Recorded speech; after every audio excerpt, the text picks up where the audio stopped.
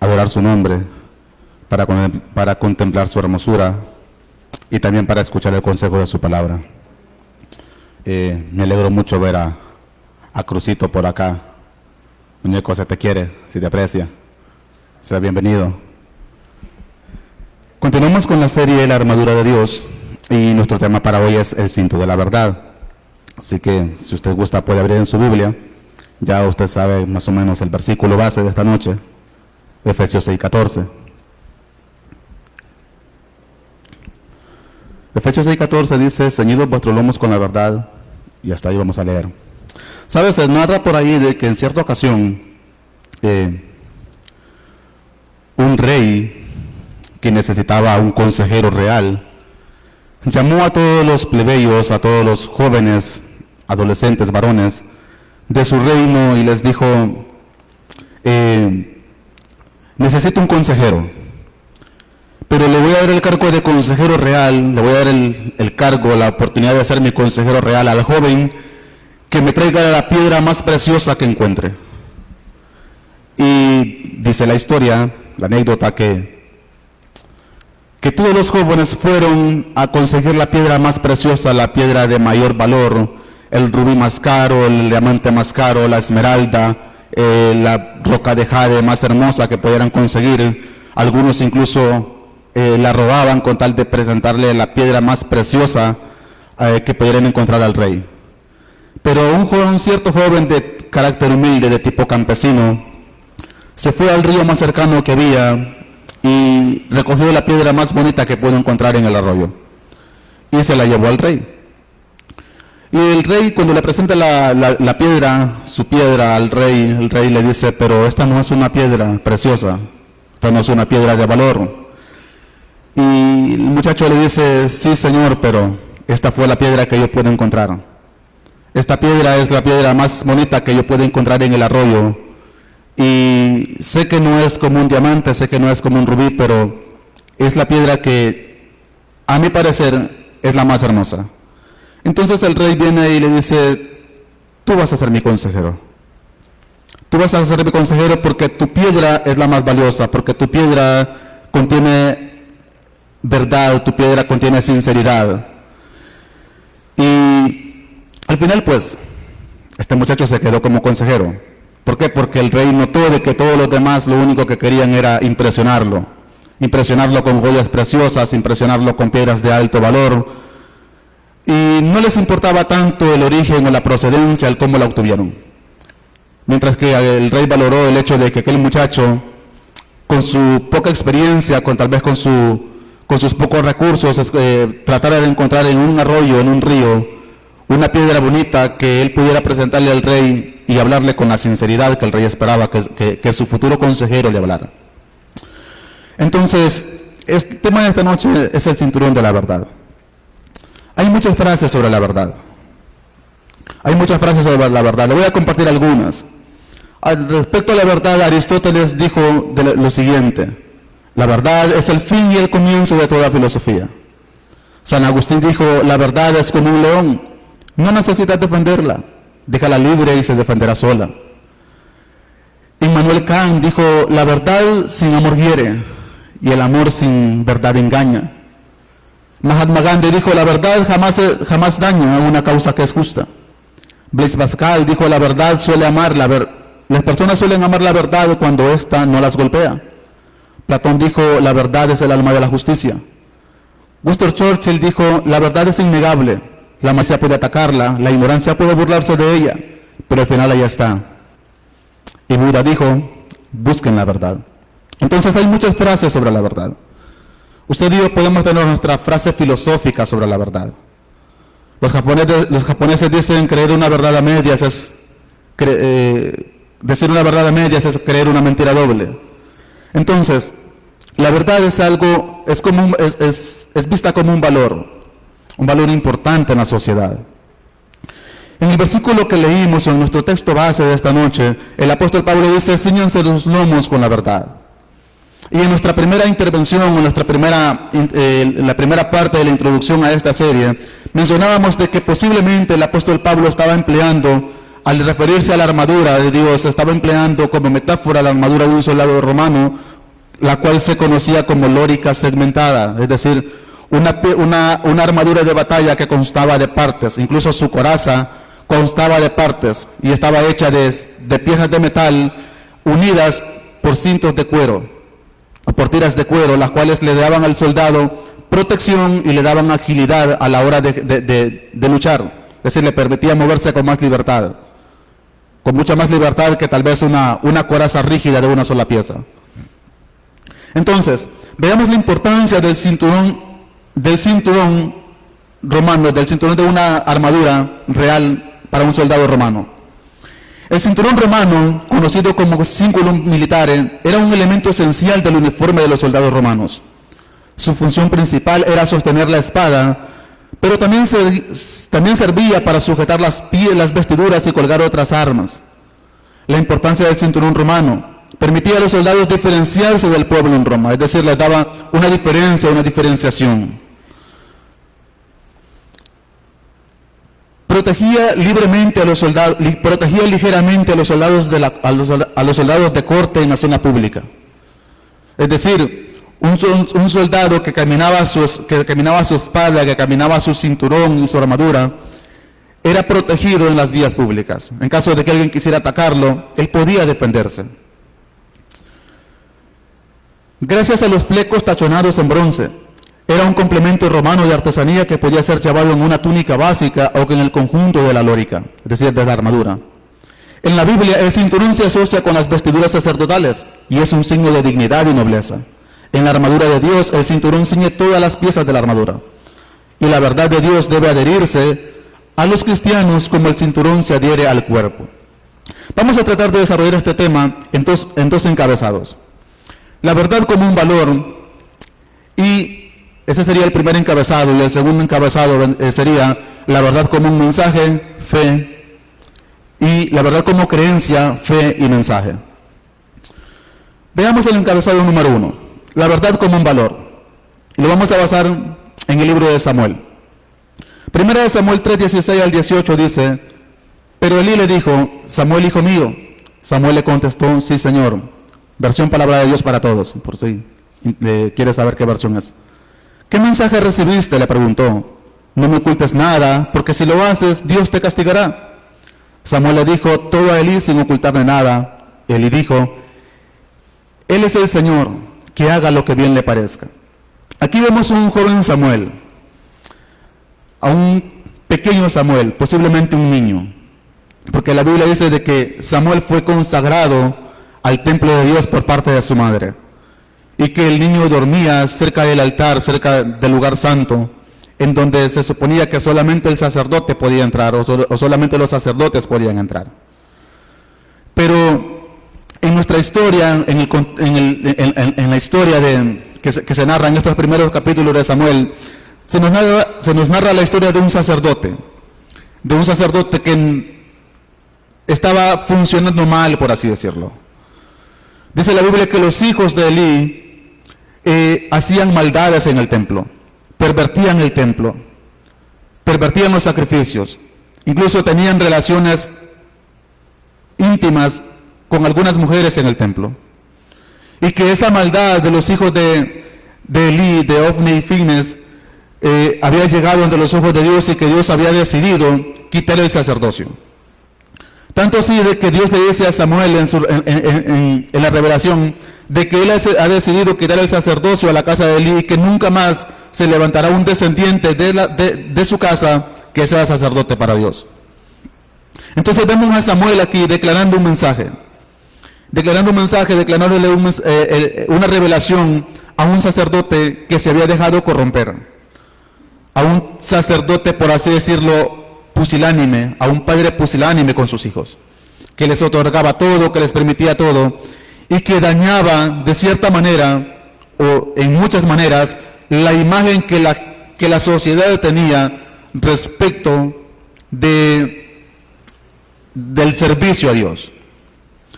Entonces, Dios le da esta revelación, Dios le manda este mensaje a Elí, y vemos que la actitud de Elí es una actitud, llamémosle, pesimista. Y él dijo: ok, el Señor es Dios, el Señor que haga lo que bien le parezca. No se arrepintió, no corrigió, por así decirlo, la actitud pecaminosa, la actitud arrogante, la actitud perversa de sus hijos, sino que en lugar de buscar corregir, en lugar de buscar arrepentirse, de pedir perdón a Dios, él simplemente dijo, el Señor es Dios, que haga lo que bien le parezca. O sea, ¿qué puedo hacer yo en este caso? O sea, nosotros sabemos que Dios es soberano y nosotros creemos en la soberanía de Dios, pero hay aspectos en la vida en los cuales, basándonos en el hecho de que Dios es soberano, no queremos asumir muchas veces la responsabilidad de nuestras acciones y no buscamos arrepentirnos, no buscamos corregirnos. Y pasa muchas veces en la vida, pasa muchas veces en el cristiano, pasa muchas veces en la sociedad, en nuestro día a día. Alguien viene y nos dice, mire, la forma en la que está actuando no está bien, la forma en la que está actuando no es correcta. Mire, si usted sigue por ese camino, ¿cuántas veces nos han dicho nosotros, mire, si usted sigue por ese camino que va? Imagínese que nos gusta la parranda, nos gustan las drogas, o una persona que le gusta la droga, que le gusta andar en vicios, viene alguien y le dice, por ese camino que va no va bien, por ese camino que va usted va a fracasar, por ese camino que va usted va a terminar mal y va a terminar dañándose usted mismo y va a terminar causándole daño a sus padres. Muchas veces la persona dice, que sea lo que Dios quiera, que sea lo que Dios decida, de algo nos vamos a morir. La frase, la típica frase que muchas veces decimos, o muchas veces la gente dice, sin miedo al éxito.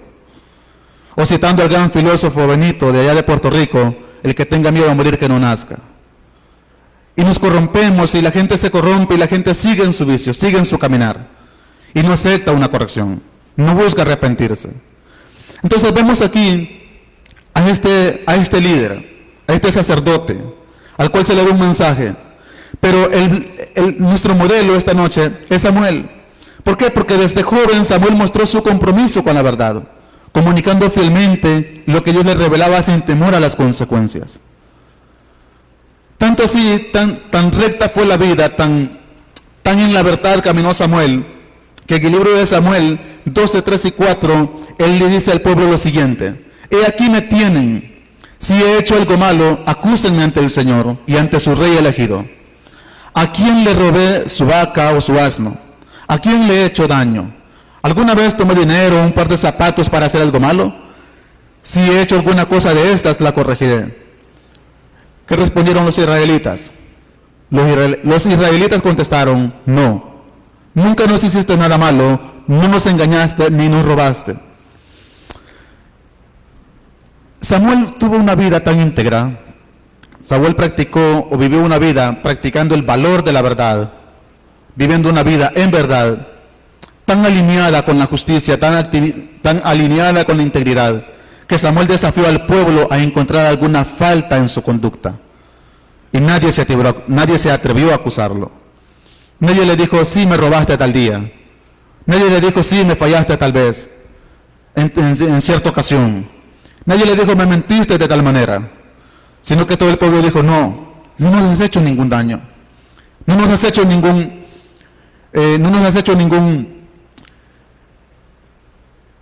ninguna mala acción.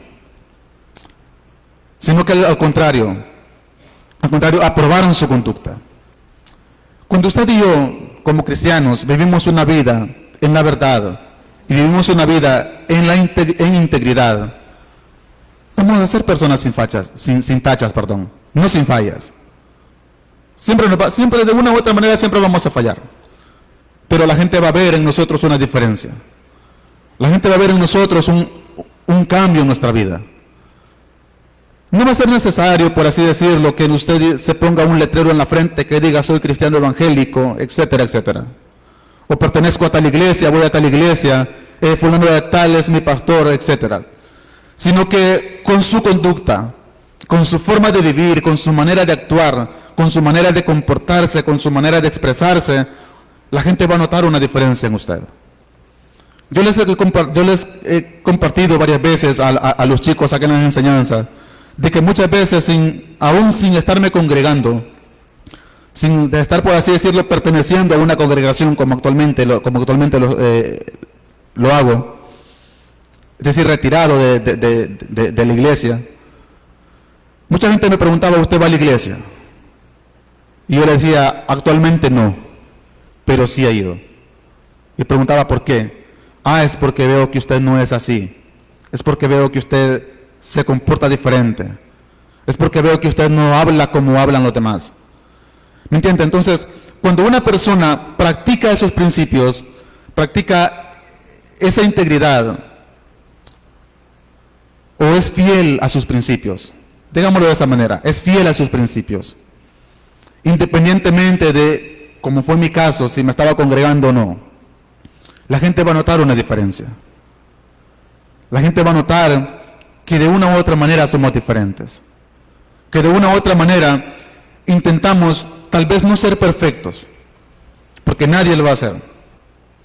Nadie va a lograr la perfección de este lado del sol. Pero sí podemos decirle a la sociedad que nosotros somos diferentes, que en nosotros está Cristo, que en nosotros está el Espíritu de Dios, que en nosotros está esa llenura del Espíritu. Y no porque caminemos por la calle arrancando la baranda y cortando la rama seca y todo lo que usted quiera. Porque alguien dijo por ahí, un pensamiento que no es bíblico, pero alguien dijo por ahí que la mejor señal de estar lleno del Espíritu Santo no era hablar en lenguas, sino controlar la que se tenía. Una paráfrasis de eso, una señal de estar lleno del Espíritu Santo, no sería estar haciendo milagros, no sería andarle profetizando a todo el mundo, sino dando un testimonio de que verdaderamente somos hijos de Dios, de que verdaderamente somos cristianos, de que verdaderamente andamos en la verdad. Y como dijo Jesucristo, tu palabra es verdad. Yo soy el camino, yo soy la verdad y yo soy la vida, dijo Jesús. Samuel desafió al pueblo a encontrar alguna falla en su conducta y nadie pudo acusarlo de deshonestidad. Samuel 8:3. Y los hijos de Israel, pero los hijos de Samuel no llevaban la misma vida de su papá, sino que las ganas de tener dinero lo llevaron a aceptar sobornos. Recibían dinero en secreto y así los tribunales cambiaban de opinión y pervertían la justicia. Hemos enfocado esta serie, o estamos tratando de enfocar esta serie en una especie de batalla cultural. Y hemos hablado del relativismo, hemos hablado de muchas veces la falta de coherencia que existe, en donde muchas veces se nos enseñan ciertos principios como verdaderos, pero muchas veces cambiamos esos principios como verdaderos para moldarnos a un estilo de vida, para moldarnos a una moda, y traicionamos esos principios. Y vemos aquí un claro ejemplo. Vemos aquí cómo los hijos de Samuel, de Samuel se pervierten, empiezan a recibir sobornos, empiezan a vender sus valores, empiezan a vender la justicia, empiezan a beneficiar a aquella persona que les pagaba más. Algo parecido a lo que pasa en nuestros tiempos, en donde la justicia se vende, en donde la justicia, a las personas encargadas de impartir justicia, se venden al mejor postor. No importa si mató, no importa si violó, no importa si asesinó, no importa si descuartizó a alguien. Si el cliente tiene plata, el juez lo deja libre. Pague tanto y usted se va para su casa y aquí no pasó nada. Borrón y cuenta nueva. Algo parecido, ¿no? Y vemos que no es algo nuevo. Los hijos de Samuel hicieron lo mismo. Los hijos de Samuel vendieron sus principios, vendieron sus valores, pero aún así, a pesar de la corrupción en la cual sus hijos se involucraron, Samuel se mantuvo íntegro. Usted y yo como cristianos, practicando el valor de la verdad, a pesar de la corrupción, a pesar de cuántas modas vengan a la sociedad, porque como dijo alguien por ahí, dice la palabra y vendrán cosas peores. Nuestra sociedad cada día va a ir en peor. Nuestra sociedad cada día va a ir en decadencia. Y no es ser negativista. No es estar declarando palabras de maldición sobre nuestra gente, porque no es ese el objetivo. Jesucristo dijo, por haberse multiplicado la maldad, el amor de muchos se enfriará. Entonces Jesucristo mismo profetizó con sus labios que la sociedad se iba a corromper. Jesucristo mismo profetizó con sus labios que la sociedad iba a ir en decadencia. El Espíritu Santo, a través del apóstol Pablo, profetizó apostasía en la congregación, profetizó apostasías en la iglesia, profetizó herejías. El apóstol Pablo instó a sus oyentes en Colosas: no se dejen guiar por falsas filosofías y huecas sutilezas, no se dejen llevar por eso. Porque en los postreros tiempos, le dijo el apóstol Pablo a Timoteo, vendrán muchos falsos maestros, y habiendo comezón de oír, se volcarán tras falsos maestros, tras falsos predicadores, y muchos apostatarán de la fe. Entonces, el futuro que la Biblia depara para nuestra sociedad y para la iglesia no es un futuro favorable, porque muchas herejías van a entrar en la iglesia. Muchas herejías están entrando en la iglesia y han entrado en la iglesia y seguirán entrando. Pero usted y yo como cristianos estamos llamados a permanecer en la verdad. Usted y yo como cristianos estamos llamados, dentro del contexto del valor de la verdad, a permanecer firmes a nuestros principios, a permanecer firmes a nuestras convicciones. Que si algo es malo, es malo. Que si este mantel es blanco aquí, es blanco en la China, independientemente si alguien se levanta por ahí, ¡ay no! No diga que es blanco porque me siento discriminado. No diga que ese mantel es blanco porque yo soy de piel, o yo soy y yo digo que este mantel es verde, y si usted no está de acuerdo conmigo, usted es un colorfóbico, etcétera, etcétera. O sea, lo que está mal, está mal. Lo que es malo, y es malo aquí en la China. Es malo donde sea. Una ventaja de la verdad, decíamos, es que la verdad es inmutable. Mencionábamos eso en el mensaje anterior. La verdad es inmutable. La verdad no depende de una cultura. Claro, hay ciertas cosas que se aplican específicamente a una cultura. Pero hay otras cosas, hay otros hechos de que son lo mismo aquí y en cualquier otro país. Este mantel es blanco aquí, es blanco en Estados Unidos, es blanco en Corea, es blanco en Japón. Que pronuncien el color de otro nombre es otra cosa. Que en Estados Unidos digan white y aquí digamos blanco, es lo mismo. No cambia su color. Entonces la verdad tampoco cambia. Cuando es verdad, la verdad tampoco cambia independientemente del país en el que se diga. Y hay modas, hay tendencias. El wokismo, el progresismo está infectando nuestra sociedad. El progresismo está infectando nuestra cultura. El progresismo está infectando a nuestros jóvenes. El progresismo va tras sus hijos. Y va tras los que en algún futuro, cuando me case, van a ser mis hijos. Pero ¿qué tenemos que hacer usted y yo? Permanecer firmes en el valor de la verdad. Enseñar esos principios. Inculcar valores. Inculcar principios cristianos. ¿Por qué? Porque la palabra dice: instruye al niño en su camino, y aun cuando fuere viejo no se apartará de él. Y yo puedo dar testimonio de eso. Yo puedo dar testimonio de eso. Porque yo no he sido cristiano todo el tiempo. Yo me fui de la casa de mis padres a los 13 años a vivir con mi abuela. Viví un año con mi abuela y después me fui a vivir a la casa de unos amigos, y mis compañeros de trabajo, porque trabajábamos en una hacienda, eran mal hablados. No voy a decirte que no aprendí malas palabras, porque sí aprendí malas palabras. Eran mal hablados. Tenían vicios, pero hay un Dios en el cielo de testigo, que aunque probé la cerveza y aunque probé el alcohol, no caí en los vicios. ¿Por qué? Porque a mí desde pequeño se me crió en el Evangelio. Desde pequeño se me inculcó el Evangelio. Desde que yo tengo memoria, mis papás han sido cristianos. Obviamente no lo han sido todo el tiempo, pero desde que yo tengo memoria, mis papás me han llevado a una iglesia. A su manera, con su legalismo y con todo lo que en su momento existía, pero me inculcaron la verdad del Evangelio. Entonces, Samuel enfrentó la corrupción de sus hijos, pero él nunca se desvió de la justicia. La importancia de la verdad en la vida del creyente es esta: que si usted y yo vivimos en integridad, no nos vamos a dejar corromper. Si usted y yo no nos dejamos corromper en este mundo de relativismo moral, de relativismo ético y de relativismo en todos los sentidos, usted y yo vamos a ser personas íntegras. Vamos a ser personas que los demás van a querer imitar. Los demás van a querer ser como usted. En su colegio, en su trabajo, en la sociedad, los demás van a querer ser como usted. Nadie va a decir: no, yo no quiero ser como como ese que está ahí, porque, o como esa otra, porque dice que va a la iglesia, pero mírala cómo habla. Dice que va a la iglesia, pero mírala cómo se comporta. Dice que va a la iglesia, pero mira cómo viste.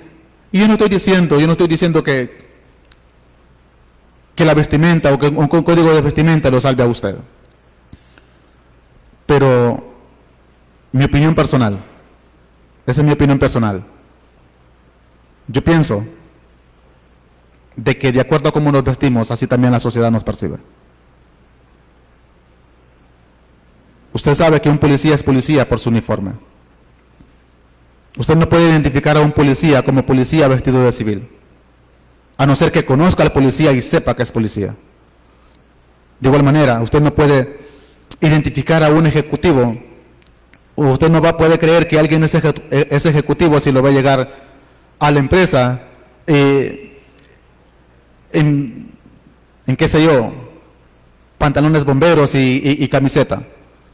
Generalmente los ejecutivos siempre llegan a su empresa vestidos de saco y vestidos de corbata.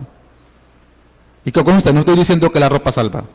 La ropa no salva a nadie. La vestimenta no salva a nadie. Pero caray que mucha gente se va al infierno muchas veces por la forma de vestir de nosotros como cristianos. Porque muchas veces la gente no quiere ser como nosotros. ¿Por qué? Porque dicen, no noto ninguna diferencia en ahí. Se viste como un mundano, habla como mundano, camina como mundano, bromea como mundano. Y vaya que estamos sirviendo de tropiezo. Veamos el siguiente encabezado. Veamos la conclusión a este encabezado. La verdad nos da autoridad. Primera de Samuel 7:3. Samuel les dijo: si en realidad quieren volverse al Señor de todo corazón, entonces desháganse de sus dioses extranjeros y de los ídolos de Astarte. Dedíquense completamente al Señor. Solo a Él deben servirle. Entonces el Señor los salvará de los filisteos. Samuel 12:4.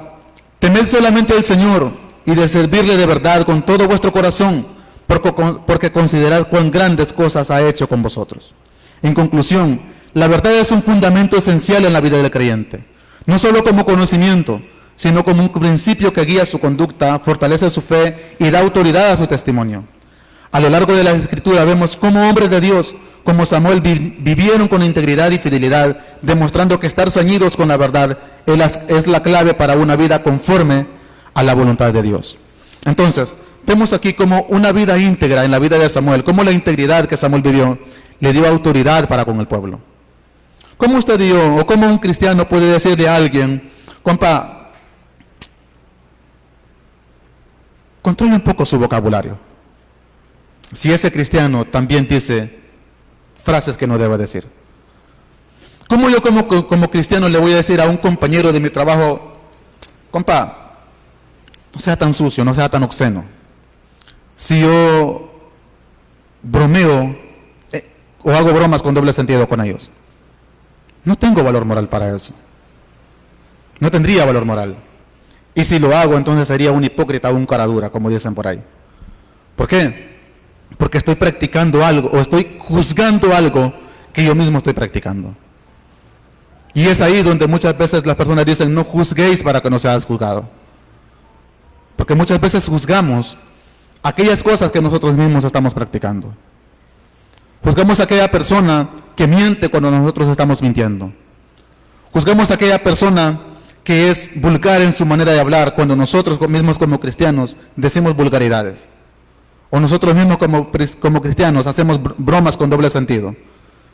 Y cuando hablo de doble sentido no me hablo a bromas con doble significado ético, sino a bromas con un significado obsceno, con un significado vulgar, por no decir sexual. Entonces, ¿cómo podemos decirle cómo podemos hablarle a alguien, compa, lo invito a la iglesia, compa, busque el evangelio, busque de Cristo, mire que Cristo lo ama? Si nosotros no estamos dando un testimonio, no estamos viviendo una vida coherente con esa verdad que decimos profesar.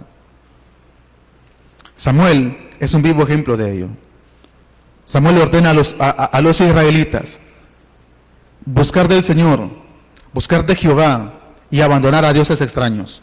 ¿Por qué? Porque él fue fiel desde su niñez al mensaje de Dios. Él fue fiel, él fue íntegro desde su niñez a la verdad de Dios. En el primer versículo que leímos dice que Samuel no dejó nunca caer una sola palabra de las que Dios le dijo. Samuel la dejó caer a tierra, sino que todas las guardó en su corazón y todas las compartió tal y como Dios se las dijo. La verdad como creencia, fe y mensaje. Vamos a ver la primera parte, la verdad como creencia. Hay una fábula que se llama El faro y las linternas. Esta fábula dice de la siguiente manera. Vamos a leer una parte primero.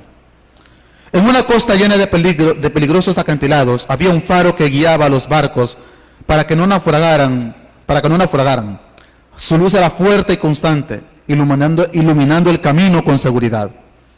Un día algunos viajeros que pasaban por ahí comenzaron a decir: ¿por qué depender siempre del faro? Nosotros tenemos linternas, también pueden iluminar. Así convencieron a los marineros de que sus linternas personales eran suficientes. Uno a uno los barcos dejaron de mirar al faro y comenzaron a confiar en pequeñas luces de manos. Proverbios 23:23 dice: compra la verdad y no la vendas. En un mundo lleno de opiniones diversas, donde cada quien dice estar en la verdad, relativismo religioso, la fe y la verdad son aspectos de la vida religiosa o de la vida cristiana muy importantes a tener en cuenta. Los días domingos estamos recibiendo por parte de nuestro hermano Ulises una serie que se llama Historia de la Iglesia. Y yo estoy seguro de que en algún futuro él va a hablar de algunas cosas que yo voy a comentar en este momento. A lo largo de la historia han surgido diversas opiniones, a ciertos temas que la Iglesia ha considerado como verdad. La fe cristiana y sus doctrinas se consideran verdades absolutas que todo creyente debe tener. Sin embargo, existen opiniones personales respecto a ciertos temas en los cuales mi opinión personal o la opinión personal de alguien más no afecta en nada a esa verdad o a la salvación que esa verdad promete. Vamos a ver algunos ejemplos. Existe una escuela de pensamiento. En el cristianismo existen dos escuelas de pensamiento principales. Una es la escuela que muchas personas llaman como calvinismo o los calvinistas. Y la otra es la escuela de los arminianos.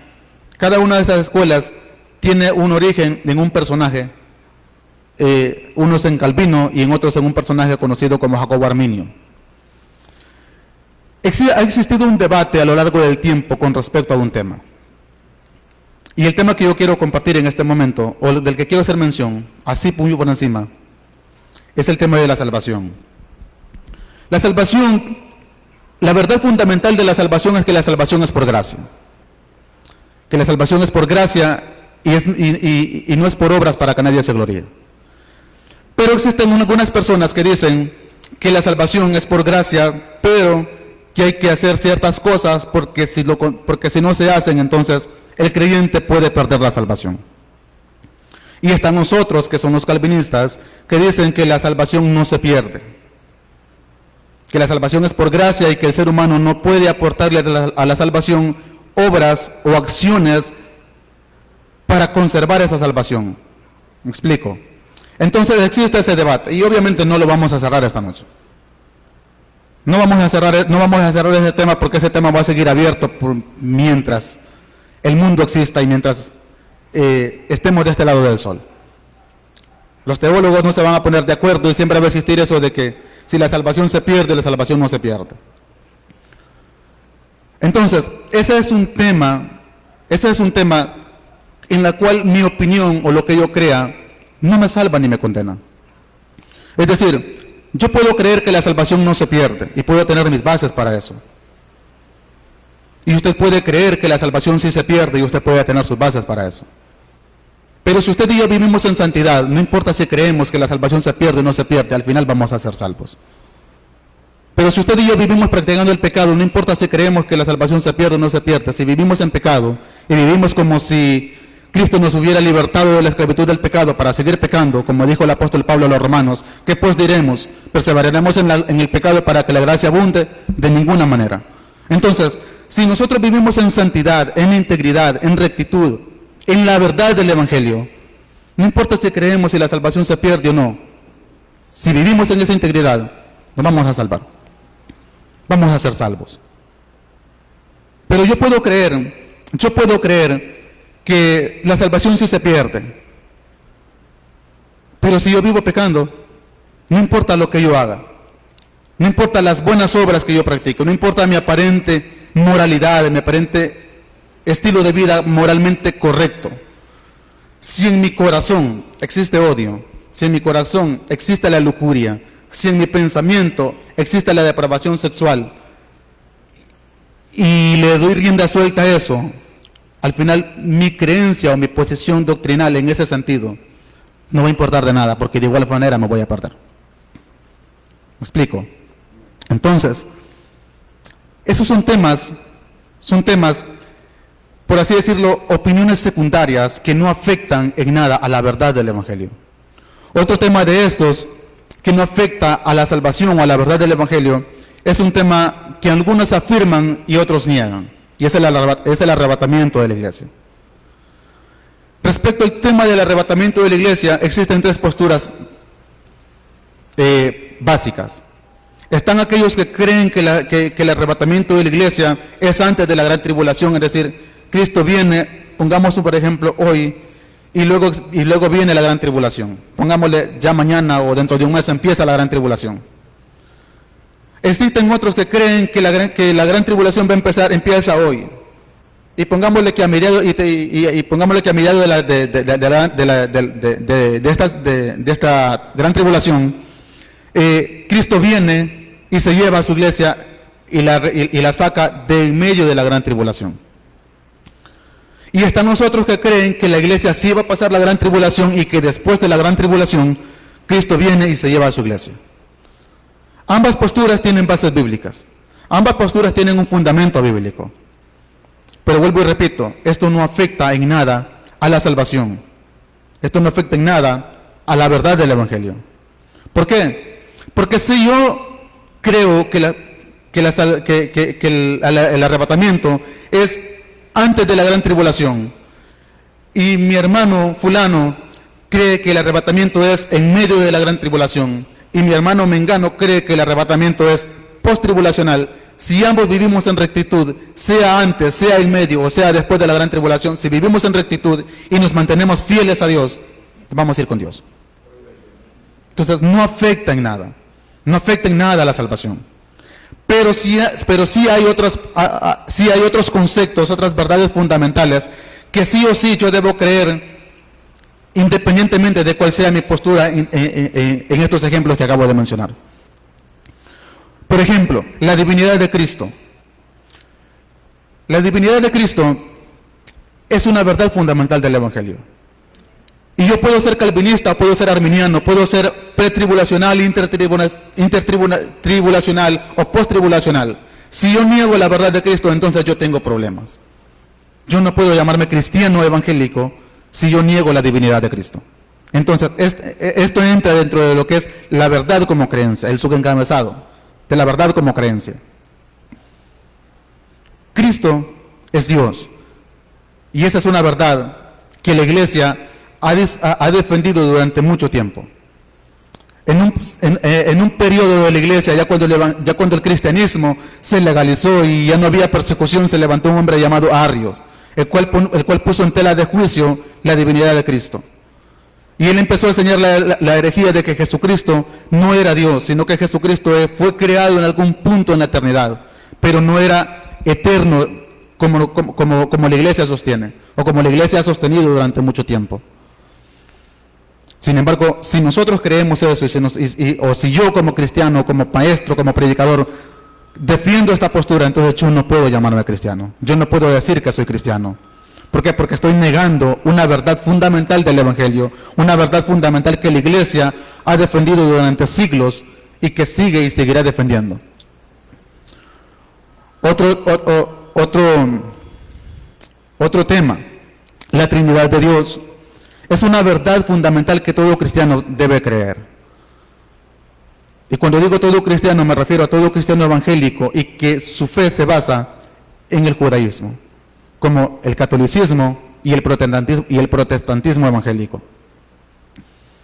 Y con respecto a esto existió una herejía, no recuerdo muy bien la fecha del siglo, pero se levantó un hombre llamado Sabelio. Sabelio empezó a enseñar que Dios, lo que nosotros conocemos como ese Dios único, era solamente uno, es decir, solamente Jesús, por así decirlo. Y que Dios en un tiempo se manifestó como Padre, en la creación se manifestó como Padre, en la redención del hombre, que ese Dios que era Padre se manifestó como Hijo, y luego en el periodo de la iglesia, ese Dios que es Hijo, ahora se manifiesta o se mueve como Espíritu Santo. Eso se conoce como sabelianismo. Y es lo que muchas iglesias creen hoy en día, principalmente unas iglesias que se llaman Iglesias Pentecostales Unidas de, por ejemplo, Iglesia Pentecostal Unida de Colombia, Iglesia Pentecostal Unida de Costa Rica. No sé si usted ha visto en una muchacha que hace videos que se llama Mafer Restrepo. Bueno, ella pertenece a ese tipo de iglesia. De hecho, ellos han sacado canciones que nosotros cantamos en nuestras iglesias, honrando a la Trinidad, pero que ellos le han cambiado esa parte donde se habla de la Trinidad por solo Jesús.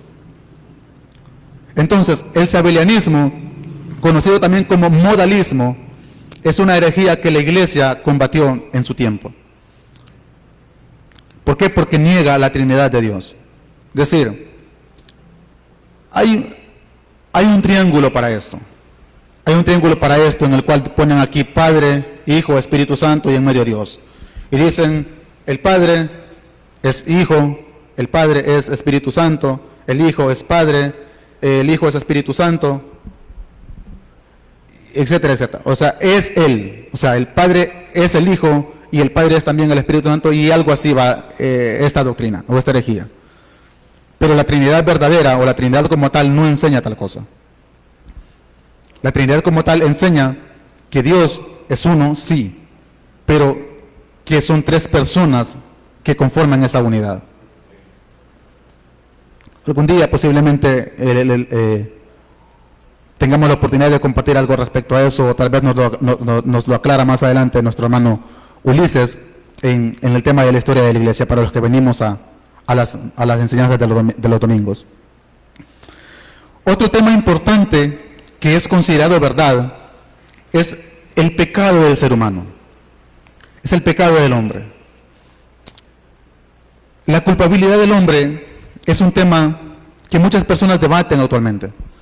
¿Por qué? Porque hay personas que creen que el hombre es bueno, y en algún periodo de la iglesia, durante la Reforma, se levantó un hombre que se conoce como Pelagio, o al cual se le llama Pelagio, y él empezó a enseñar que el hombre era intrínsecamente bueno y que el pecado original, el pecado que cometieron Adán y Eva, no afectó a la raza humana como tal, sino que solamente les afectó a ellos.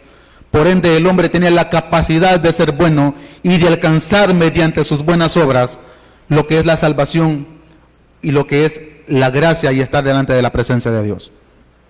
Algo similar a eso es lo que muchas iglesias o muchas personas creen hoy en día, de que el hombre es intrínsecamente bueno y que el hombre no necesita de Dios o no necesita de Jesucristo para acercarse a Dios. Pero ¿qué dice la Biblia? Que nadie se puede acercar a Dios mediante su propia justicia.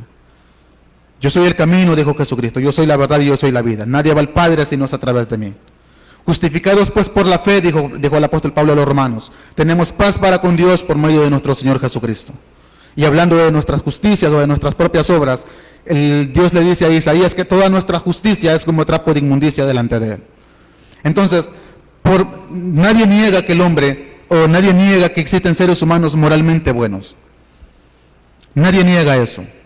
Yo conozco ateos, yo tuve la oportunidad de conocer a un ateo que era tan buena gente que usted decía no se saca el corazón del pecho para dárselo porque no puede. Era tan buena gente, era tan buena persona que usted decía yo me gustaría ser así como esa persona. De tan bondadoso que era. El problema no es la moral. El problema no es la moral. El problema es querernos presentar justos delante de Dios basados en nuestra propia moral.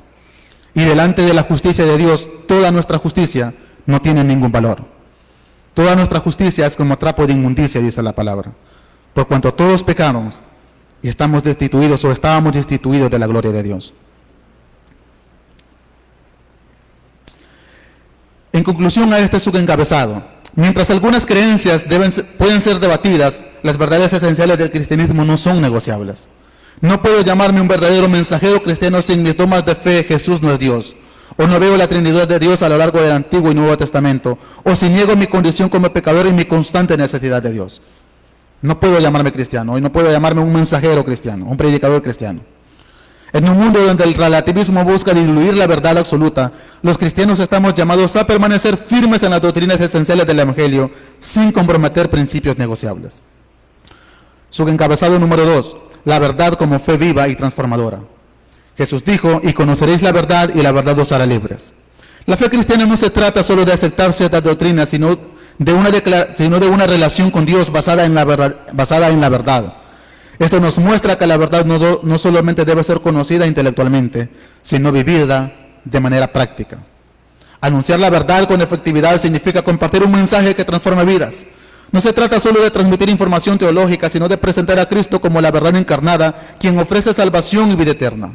Un evangelio sin verdad es un evangelio vacío. Un evangelio sin amor es un evangelio sin impacto.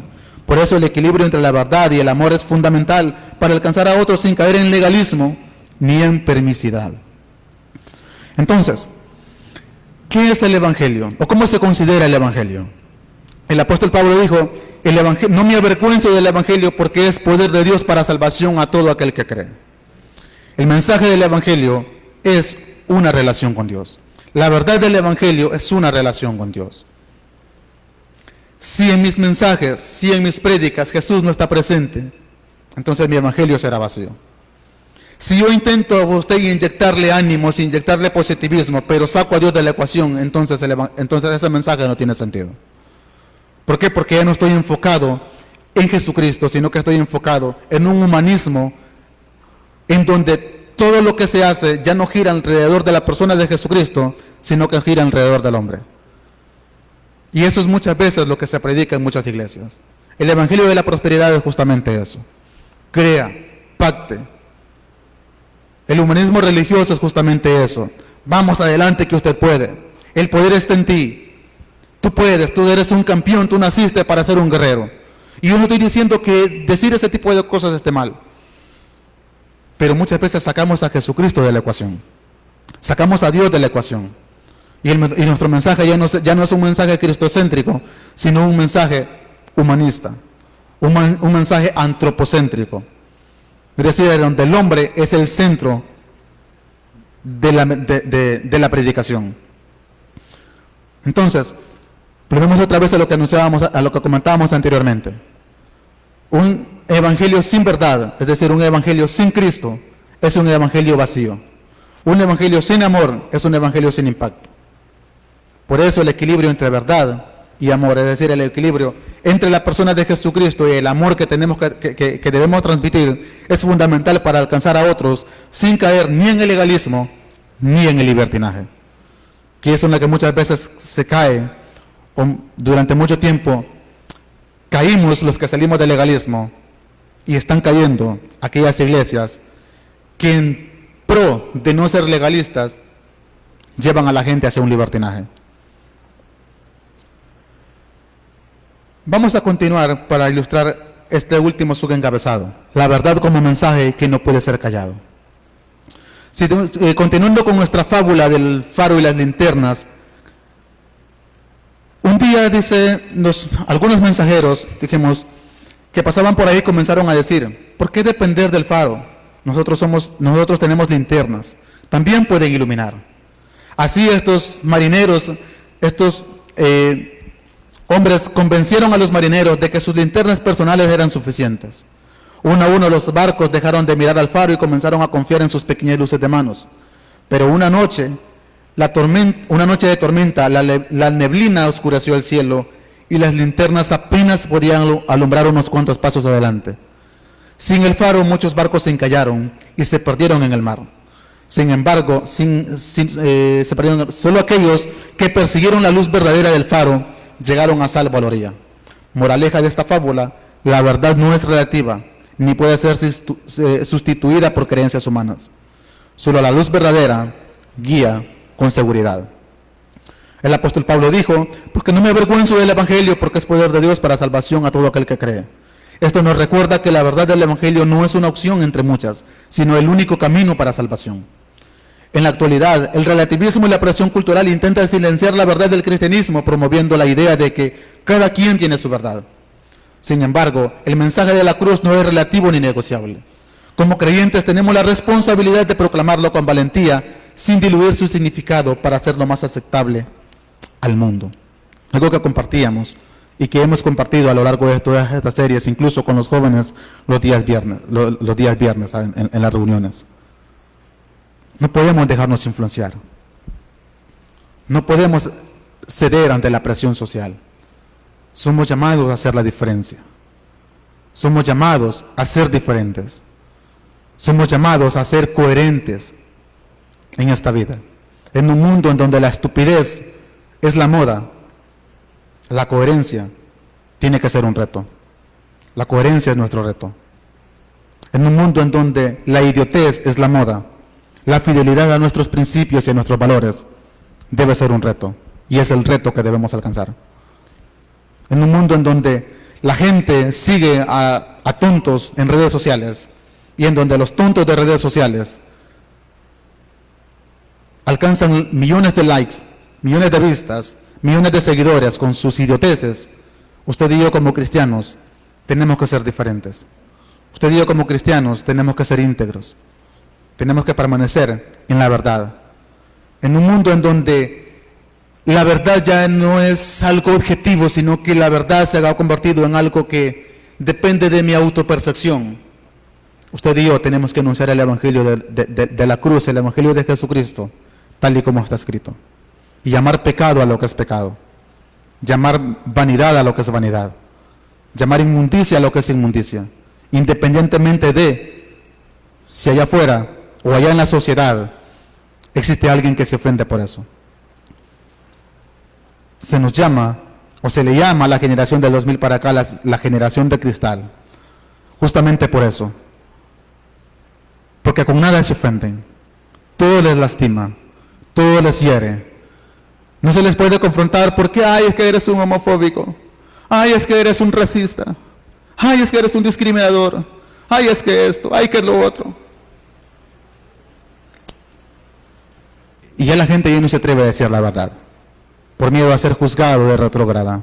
Por miedo a ser juzgado de fobias a esto, de fobia a lo otro, de fobia aquí, de fobia allá. Entonces, en ese contexto, en ese sentido, usted y yo estamos llamados a permanecer firmes y a permanecer fieles a la verdad. Tenemos la responsabilidad de proclamar ese evangelio con valentía, sin diluir su significado, para hacerlo más aceptable al mundo. La importancia de anunciar la verdad. Y con este punto terminamos. Quiero contarles una anécdota personal. Y es que alguien me comentaba sobre una prédica que compartí con ustedes la semana pasada. Y alguien me decía, fíjese que cierta persona me comentó esto y esto y esto de usted. Y eran comentarios bonitos, eran comentarios que eran agradables al oído. Y por un lado me sentí bien, no voy a negar que me sentí bien, de que pues en mi mente nunca pensé que un mensaje compartido por mi persona pudiera servirle de edificación a alguien que posiblemente no está presente acá o nos ve a través de internet. Entonces me sentí bien, pero por otro lado sentí una especie de responsabilidad, porque como les he compartido en ciertas ocasiones, un mensaje mal predicado, una enseñanza mal dada, puede llevar a alguien a perderse, puede llevar a alguien a alejarse de la verdad. Entonces,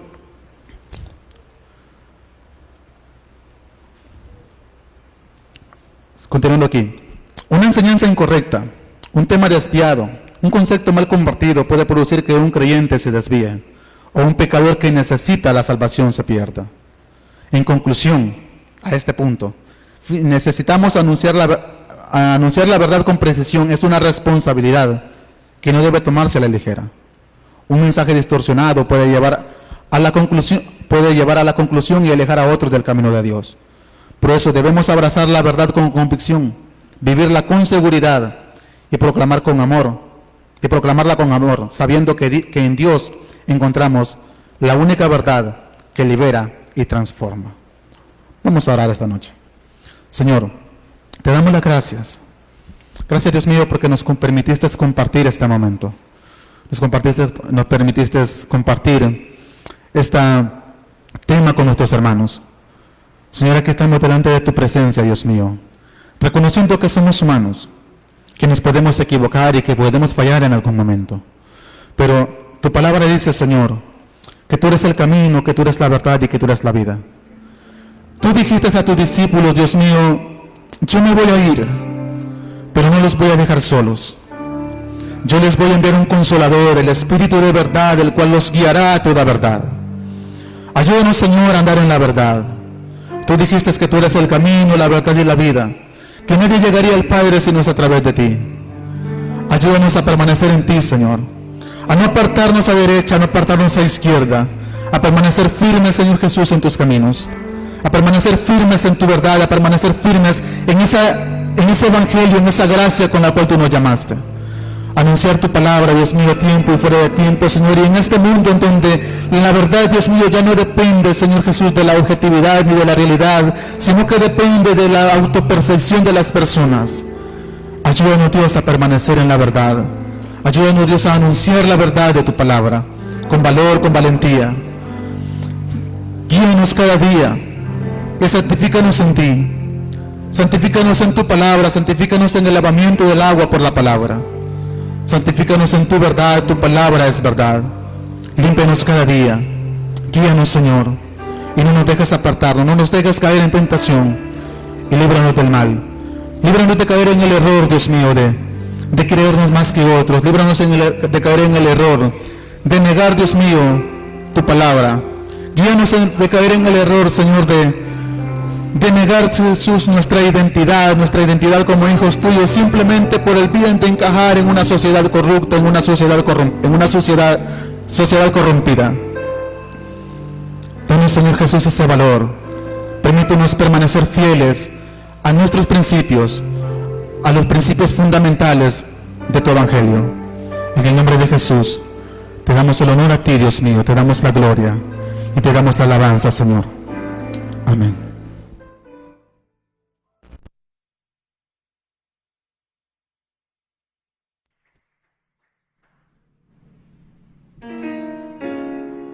Amén, gloria sea al Señor. Cristo es la peña de Oreo, amén.